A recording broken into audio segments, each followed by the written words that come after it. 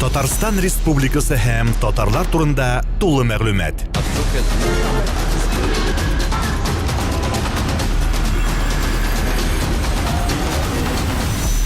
Татар информ мәгълүмат агентлыгы.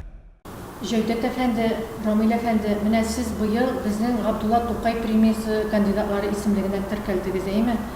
Һәм каршыбызда безнең бик олы шәхес турында олы китап, олы хезмәт дип саныйм, моны 2 томлыгын чыгардыгыз. Менә хәзер инде без әйтә алабызмы, Тукай турында бар нәрсәдә өйрәнеп беткән дип. Энциклопедия чыкканда беләбез бит инде. Тукай турында барсыга өйрәнеп бетте дип әйтергә әле минемчә иртәрәк. Әлбәттә, Тукайны өйрәнүгә инде 100 елга якын өйрәнәләр, ләкин монда бер нәрсәне әйтеп үтәргә кирәк. Кызганыч ки, вакытында Тукайның тормышына, иҗатына багышланган чыганаклар өйрәнелмәгән, җыелмаган үз вакытында.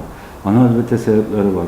Ни өчен? Әйтик, 1913 ел Тукай вафат була, 14 ел Беренче Бөтендөнья сугышы башлана, аннан соң революция, аннан соң гражданнар сугышы, аннан соң китә колхозлашу фәләннәр төгәннәр, репрессияләр китә. Репрессияләргә ялгана Бөек Ватан сугышы, аннан соң халык хуҗалыгын торгызу һәм башкалар. Ягъни гуманитар фәннәргә игътибар да җитеп бетми. Инде тагын әйтергә кирәк, 1944 елда Үзәк КПСС Үзәк комитетының карары чыга. Анда инде безнең тарихчыларга, әдәбиятчыларның башына сугы дип әйтик. Әлбәттә, ул Тукайның иҗатына турыдан-туры кагылмаса да, барыбер бу гуманитар фәннәр өлкәсендә торгынлыкка китерә дип әйтергә була. Шуңа күрә әйтәм бит, әле 9-нчы өйрәнеп бетте дип әйтеп булмый. Тукай ул иксез дәрья. Әйтик белән сәлам, без бу хезмәттә тукталдык. Тукай турында аның вафатыннан соң, 1913 елдан соң, 1923 елга кадәр чыккан әйберләр җыелды монда. Истәлекләр, төрле мәкаләләр, мәгълүматлар. Ни өчен 1923 елдан тукталдык дип әйтик?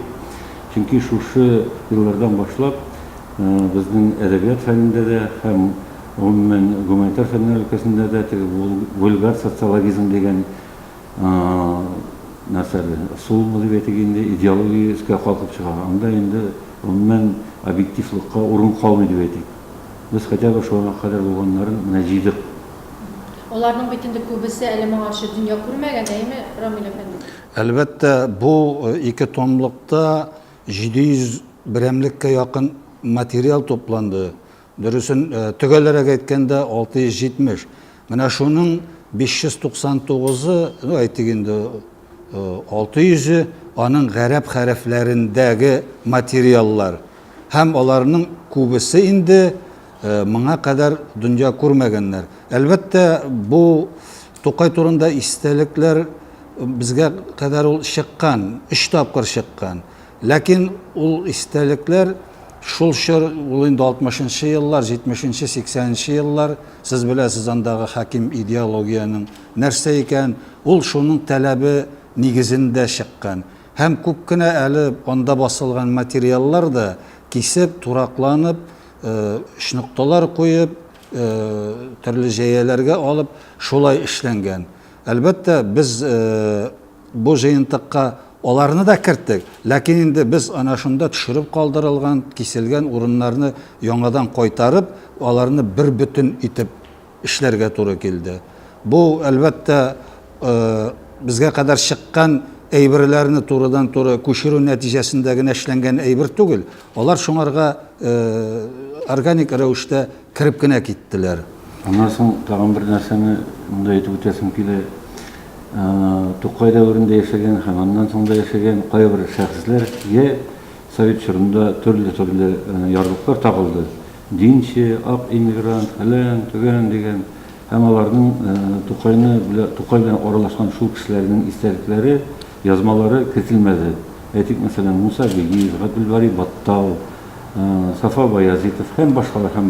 Без аларны әлбәттә инде керттек бирегә. Менә Тукайны өйрәнү Җәүдәт әфәнде киң дәрья иде, һәм әле ул тулысынча 100% өйрәнеп бетмәде дигән тезиска өстәп шуны гына әйтәм. Әлбәттә, ул шулай. Менә әле соңгы елларда гына мин үзем кайбер бөтенләй мәгълүм булмаган хатларны таптым. Бу турыдан-туры Тукай белән бәйле, Тукайны күргән кешеләрнең хатлары. Алар төрле сәбәпләр нәтиҗәсендә алар ятканнар архивларда, башка галимнәрнең игътибарыннан читтә калганнар. Әле бәлки Казанда гына түгел, башка төбәкләрдә дә шундый ук хатлар, китап арасында кысылып калган язулар, язмалар табылуы бик тә мөмкин. Ләкин эшләргә генә кирәк бу юнәлештә. Рамил әфәнде менә бигрәк тә үзегез өчен кызык булган нинди берәр язманы яки бәлкем берәр хатны атап китәрсез? Хат ул сез генә түгел, гомумән халык белә, Тукай бит инде гомеренең соңына табан Троицкийга кымыз ичеп даваланырга дип бара. Менә шунда аны күргән Хакимҗан исемле бер кешенең хаты табылды. Ул вакытта ул Троицкийда яшәгән булган, күрәсең берәр приказчикме, хезмәттә булган инде. Һәм ул инде Тукайны күрергә дип ул яшәгән торган далага бара. Һәм анда алар күрешәләр. Анда Тукайга ярдәм итеп торучы үзенең адаш егете белән сөйләшәләр. Ул аның аша сораша, аның чынлыкта хәлләрен. Тукай була инде аңарга хәлем әйбәтләнде, менә һава да әйбәт, яңа ит тә ашадым, кымыз да эчтем, хәлләрем. Ләкин бу инде бары шикләнә, теге егеттән ул сораша һәм белеп. Моны ул Тукай турында истәлекләрне беренче төзегән, Тукай турында замандашларыбыз дигән китапны төзегән Сәгыйть абзый Исәнбаевка хат белән юллаган булган. Менә шул хат сакланып калган. Ләкин ул бер кайда да аны Сәгыйть абзый да кертмәгән, нишләптер үзенең китабына, һәм матбугатта да чыкмаган. Мин инде аны матбугатта ул хатны тулысынча бастырган идем, бәлки инде аны укучылар укыганнардыр. Менә безнең бит инде Тукай заманында да башка әдипләр дә булган, башка язучылар да булган. Нәкъ менә Тукай калкып чыкты һәм менә вакыт сынауларын уза бүгенге көнгә килеп җитте. Менә аның феноменын нәрсәдә күрәсез сез? Менә феномен дигәстен мин нәрсәгә игътибар иттем, шушы эшне эшләгәндә Тукай вафат булгачтан Россия империясының татарлар яшәгән барлык төбәкләреннән дә кайгы-нәмәләр килә. Уйлап карагыз, ул вакытта телевизор юк, әле телефон гына керә башлаган, интернетлар фәләннәр төгәннәр турында уйларга да юк. Каян аны халык белгән? Реклама юк, ни юк. Әлбәттә газеталар чыккан, ләкин аларның тиражлары 3-5 меңнән дә артмаган. Димәк, хат алышу культурасы дип әйтергә ул чакта киң җәелгән булган инде. Ягъни Россия империясының теге Варшавадан Владивостокка кадәр, хәтта чит илләрдән дә хатлар, кайгы-нәмәләр ява. Хәтта инде газет, журнал идарәләре тора-бара бу ниләрне, кайгы-нәмәләрне басуны туктатырга мәҗбүр була, чөнки бик күп килә бу. Менә бу нәрсәне күрсәтә, Тукайның феномены, ягъни халык аның шул чакта үзенең чын шагыйре итеп таныган дигән сүз. Халык шагыйре. Бер нинди теге хакимият органнары тарафыннан халык язучы дигән исемне бирү ул чакта әлбәттә булмаган инде. Менә таныган. Бу феноменаль күренеш. Аннан соң аның феномены дигәндә, аны бит инде бер ара мәгълүм шәхесләр, шагыйрме, түгелме, ул романтик түгел, һәм башка сыйфатлар белән язып та чыгалар. Әлбәттә, Тукай чын мәгънәсендә ул романтик түгел, ул реалист шагыйр. Ул үзенең иҗатында, шигырьләрендә шул чор халкының тормышын, уй-хыялларын иҗат аша шагылдыра алган. Менә алыгыз аның теге Пишән базары яхуд Яңа Кисекбаш. Ул татар халкының, татар дөньясының бит ул энциклопедиясы дип аталырлык әсәр. Алыгыз Шүрәлене, андый поэма башка бер халыкта да юк. Шул кадәр реаль, гәрчә Шүрәл ул мифик зат, ләкин ул реаль ниндидер бер зат булып күз алдына килә. Кирәк бит шул кадәр оста итеп иҗат итәргә. Аннан соң пар ат. Анда бит пар ат теге гади генә әсәр дип уйламыйм. Мин аның кайбер текстның кайбер урыннарын укыганда мин яламыйча да укый алмыйм. Аның ничек итеп ул бит Уральскийдан кайтуы турында яза. Акта китте яшьләрем ди. Тегендә аның инде ул бит Уральскийда формалаша, кеше буларак та, шагыйрь буларак та һәм шул дөньяны бит калдырып китәргә. Ул бит җиңел әйбер түгел. Менә шундый, шуңа күрә аның теге феномен дип атарга бүтән яктан нигез бар. Аның иҗатын һәм үзендә. Менә Тукай тәрҗемә ителә бит инде, сез үзегез дә күрсәтеп барасыз. Менә Тукайның бүтән нишкәлекләрен белгән кешеләр дип саныйсыз сезне. Менә шулардан чыгып, сез менә тәрҗемәләргә ничек дөрес тәрҗемә ителәме? Фикерләрегезне әйтегез әле. Менә беләсезме, тәрҗемә дигәндә мин үзем гомумән шигырьне тулысынча 100% адекват тәрҗемә итеп булмый дигән фикердә торам. Бар теге яки бу дәрәҗәдә уңышлы тәрҗемәләр. Әмма ләкин инде кай вакытта әле менә шушы томнарны әзерләгәндә күрдек без Тукайның беренче тәрҗемәләрен ясаганда, әйтик, Мәскәүдә Лазарев исемендәге Көнчыгышны өйрәнү институтында берәү тәрҗемә итә. Йөрәк маян дигән сүзне топленое масло дип хәтта. Бу инде бигрәк тупас мисал. Әмма ләкин хәзер дә очрый андый әйберләр. Әйтик, мәсәлән, безнең бер тәрҗемәче Тукайның атаклы «Китмибез» дигән шигырен тәрҗемә итә. Ул шигырдә соңгы 2 еллар русча язган Тукай. Һәм менә бу безнең тәрҗемәсе шушы соңгы 2 Тукай тарафыннан язылган русча юлларны яңадан русчага тәрҗемә итә. Моны ничек аңларга һәм тәрҗемәсе үзе аңлатмаган дип әйтик инде. Һәм бу тәрҗемә итү эшен оештыру мәсьәләсенә килеп терәләбез без. Ни өчен? Чөнки әле менә күптән түгел укыдым, бер төрек язучысы тәрҗемә иткән Тукайның һәм безнең теге милли ризыгыбыз дип әйтгән катыкның йогурты икән. Ну йогурт бәйбер, катык икенче йогурт бит. Менә элементар тәрҗемәчеләргә консультация бирү дигән нәрсә, тәрҗемәләрне яңадан карап, тикшереп, укып чыгу дигән нәрсә бездә юк ахырсы дигән фикергә килдем. Аннан соң беләсезме, ул тәрҗемәче гомумән беренче чиратта ул шагыйрь булырга тиеш. Ул Тукайның әсәрләрен шагыйрь буларак тоемларга тиеш. Аннан соң ул татар дөньясын яхшы белгән бу кеше булырга тиеш. Мин инде Тукайны белүе турында әйтеп тә тормыйм, ул аны яхшы белергә тиеш. Менә шундый таләпләр куелырга тиеш тәрҗемәче алдына. Аннан соң булай инде аның шактый тәрҗемәләре бүгенге көндә әле мин бер җирдә дә аның төгәл санына юлыкканым юк. Фәнни оешмалар эше бу әлбәттә алар карарга тиеш. Ләкин шулай да бик күп телләргә тәрҗемә ителгән. Мәсәлән, ул инде 30-нчы елларда ук поляк теленә дә тәрҗемә ителгән. 14-нче елны парад инглиз теленә тәрҗемә ителә. Аннан инде рус теленә ул бихисап төрки халыкларның күбесендә инде ул тәрҗемә ителгән. Менә күптән түгел Азәрбайҗанда аның инде махсус китабы чыкты. Әле соңгы елларда гына фарсы теленә тәрҗемә ителде. Майрым китап булып чыкты аның әсәрләре. Әлбәттә теге инде чын мәгънәсендә таләпләргә туры килмәсә дә, Тукайны таныштыру йөзеннән аның тәрҗемәләре булу әлбәттә кирәк. Мин аның берничә шигырьләре Кытай телендә басылганын беләм, һәм ул гәзитләр миндә бар.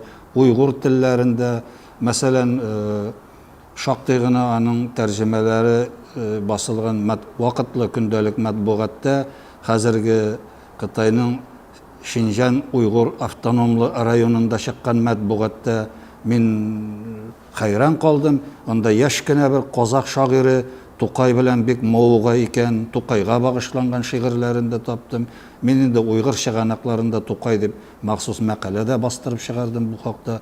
Гомумән, әлбәттә, ул тулайым алганда Тукайны таныту йөзеннән ул тәрҗемәләр кирәк. Ләкин безнең тарафтан, Казан тарафыннан монда инде бик яхшы сыйфатлы тәрҗемәләр итү сорала. Бу безгә карата катгый куелган таләп булырга тиеш. Менә тәрҗемәләр турында сөйләгәндә тагын бер Тәрҗемәләрне туктатып бер сорау бирәсем килә. Менә без сөйләргә яратабыз бит инде, Тукай белән телебез ачыла, мәктәп бакчаларыннан ук өйрәнә башлыйлар дип. Менә сез үзегез галим булганлар әйтегез әле, безнең мәктәпләрдә Тукайны яраттырып өйрәтәләрме? Тиешенчә өйрәтәләрме? Ничек саныйсыз? Монда беләсезме, буңа теге кинәт кенә кистертеп әйтүе бик авыр, чөнки моның өчен шактый мәктәпләрдә булырга кирәк.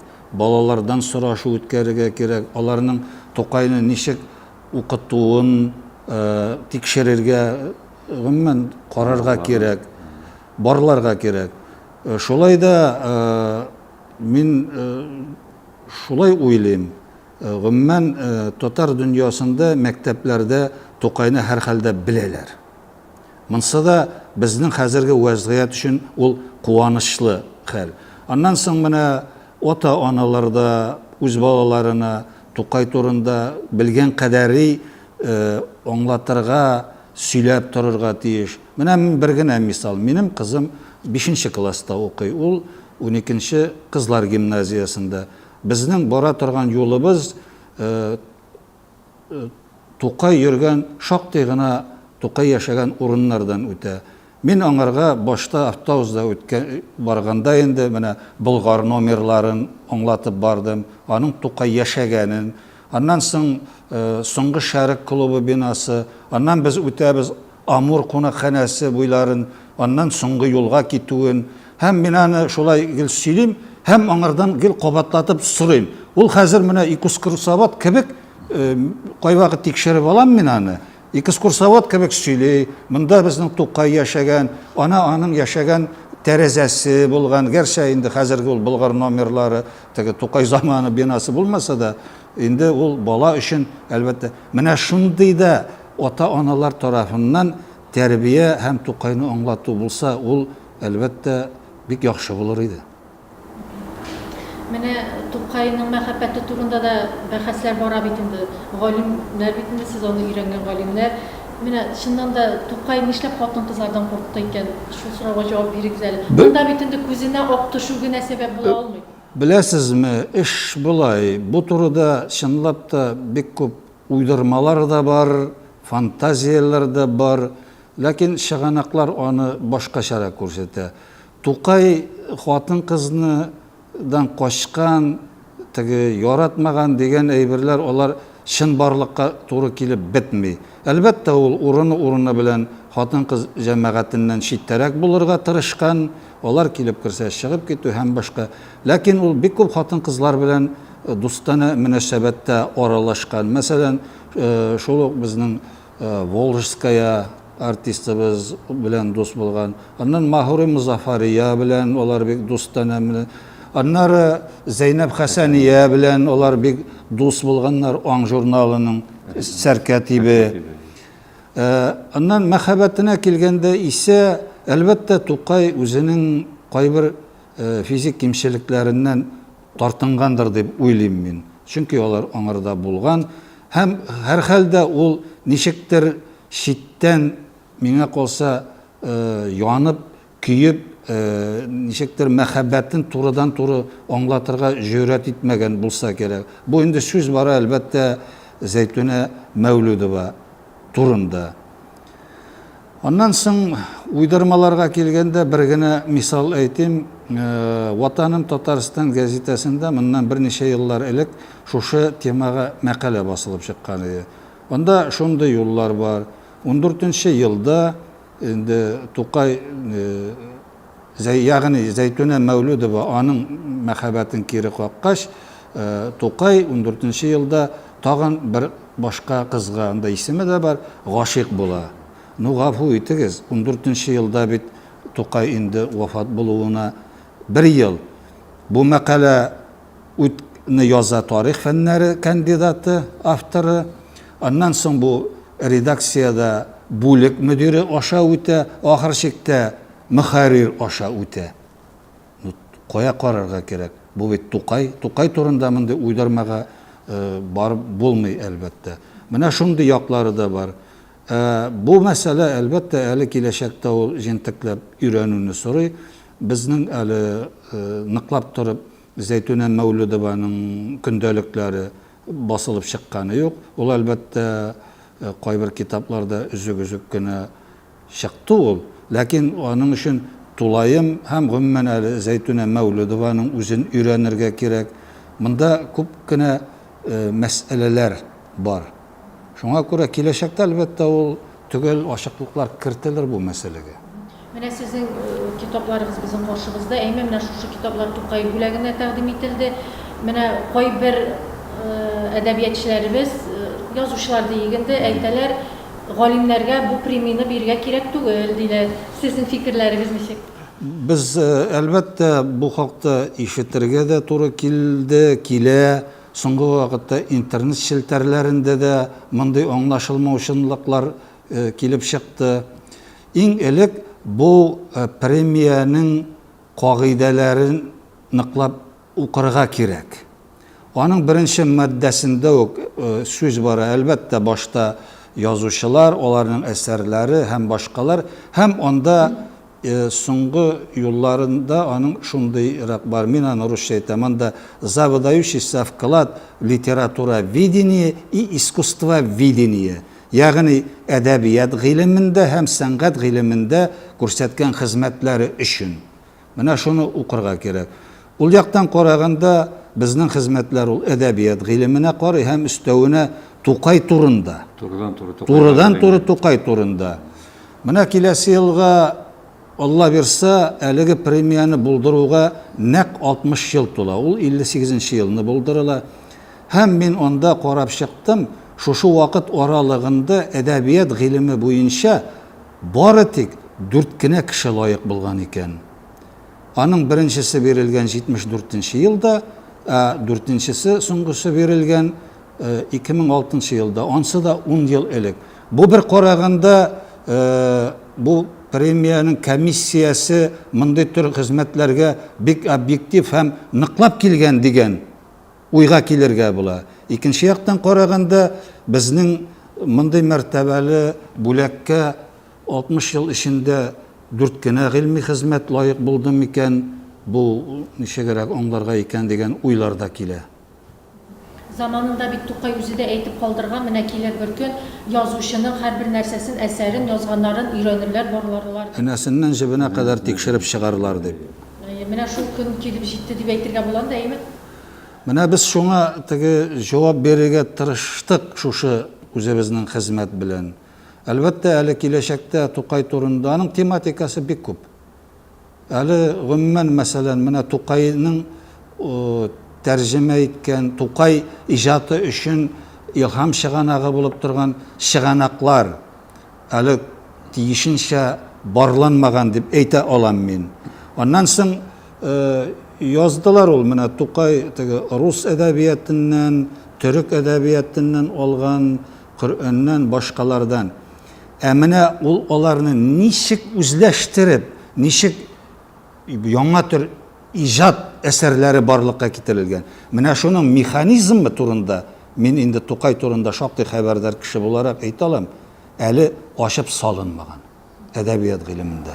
Кыскасы, бу безнең хезмәт, Рамил әфәнде белән чыгарган хезмәт, Тукайның чын мәгънәсендә фәнни биографиясын язу өчен җирлек булып тора дип әйтергә. Ни өчен? Чөнки әле хәзергә кадәр фәнни биография язылмаган. Ягъни киләчәктә бу өлкәдә эшләр әле күп. Минем тагын бер соравым бар, менә Кырлайда Сәгъди абзый йорты бар бит инде, әйме? Кая? Экскурсиядә йөргәндә анда әйтәләр, Сәгъди абзыйлардан соң торган ханым булгандыр монда, ул менә кырга китеп ничектер акылдан язып үлгән дип. Менә сезнең Тукайны яхшы белгән кеше буларак, Тукайда Гоголь шалымнары булмаган микән безнең? Мин андай әйтә алмыйм Тукайда.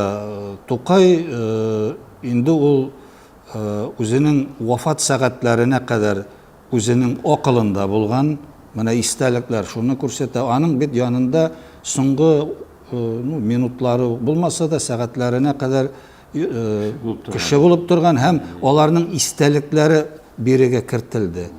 Ул шул минутларга кадәр әле шаярып та сөйләшеп алган, алай гына да түгел. Әле ул Зәйнәп Хәсәниягә хат язып, үзенең журналда чыгачак материалларның корректурасын сорый. Корректурларны Укый, эшли. Бит инде ул вакытта кала аның бары тик bir тәүлек тирәсе генә гомере. Шуңа күрә ул теге аяк акыллы кеше булган һәм шулай ул вафат булган. Монда теге була алмый. Мин иманым камил бу өлкәдә. Менә 130 еллыкта Тукай турында Тукайга багышланган чаралар шактый узды бит инде. Шәхсән үзегез шул чаралардан канәгатьме? Ул тиешенчә бәяләнде дип уйлыйсызмы? Менә бу чаралар, юбилей чаралары. Беләсезме, ул чаралар ничектер менә шул юбилей булганга гына үткәрергә кирәк, ул инде шундый шәхес булганга гына үткәрергә кирәк дигәнрәк фикердән чыгып эшләнә булса кирәк. Мин шулайрак сизенәм.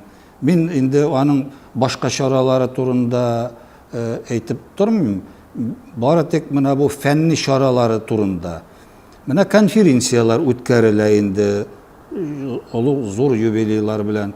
Анда төрле җирләрдән, төрле республикалардан да киләләр галимнәр һәм бик күп докладлар җыела, аларны җыентык итеп бастыралар.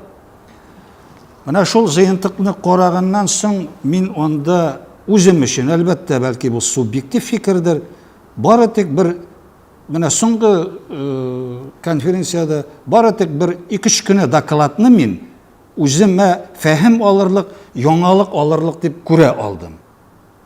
Анда шул ук сөйлиләр инде аның теге яки бу сүзендәге аффикасы, суффикасы нинди булган, ыкмык кушымчалары образ итеп әйткәндә инде. Шуңа кайтып кала, нигездә.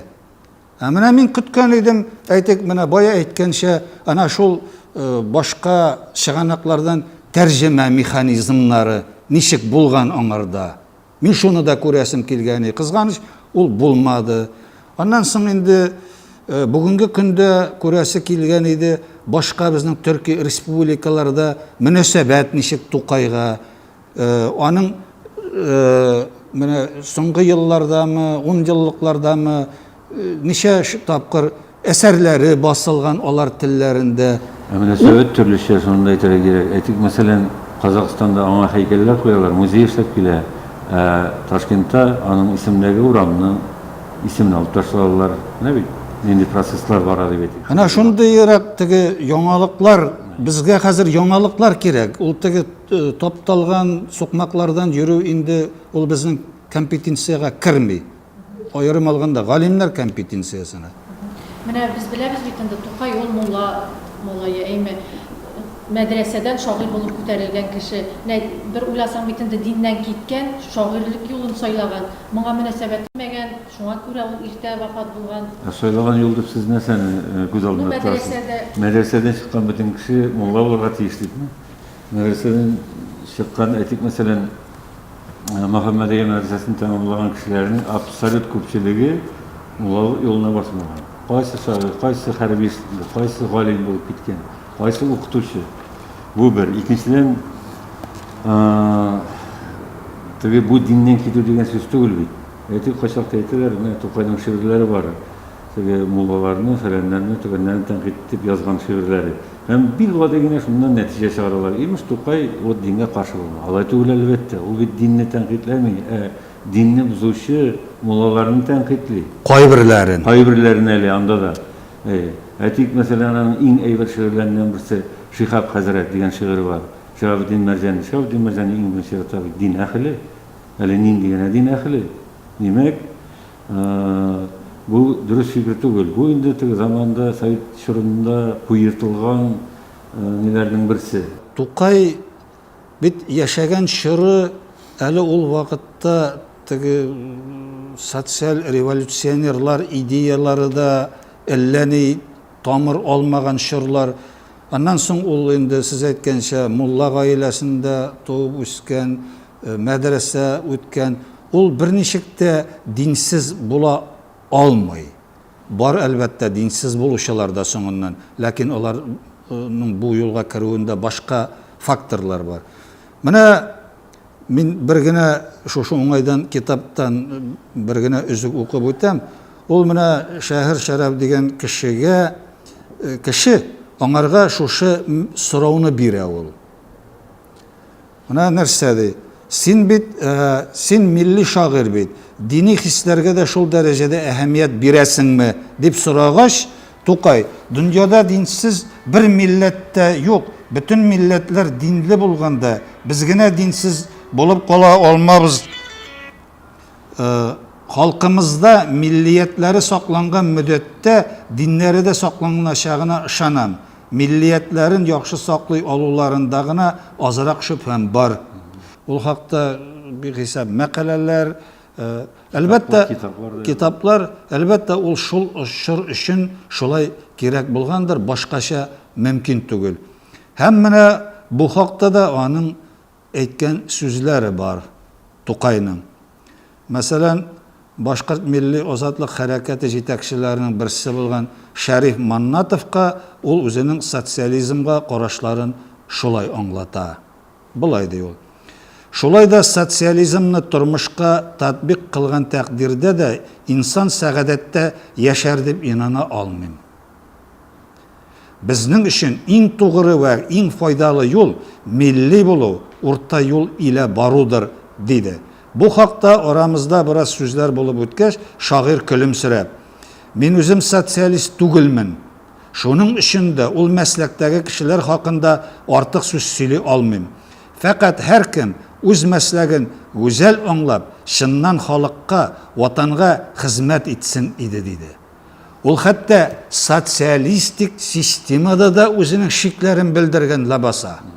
Bundan indi tigi onlardan sotsialist hem yoki bolshevik yasov. Mana bu so'zlari Şərif Mannatovning yozib qoldirgan so'zlari. Menga qarab bundan kesib qoldiriladi, tushirilib qoldiraydi. Biz ani mana turg'izdik. So'nggi so'rov etib beraman de mana bu basmalarni hozir g'odiy o'quvchilar qo'ydan tobaşa u kitobxonalarga uzatıldimi? Bu basma bizning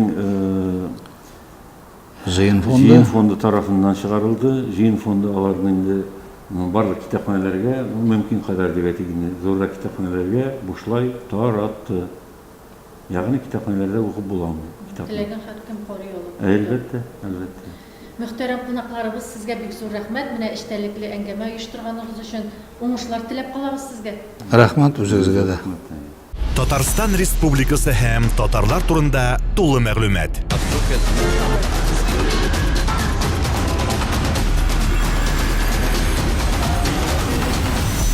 Татар информ мәгълүмат агентлыгы.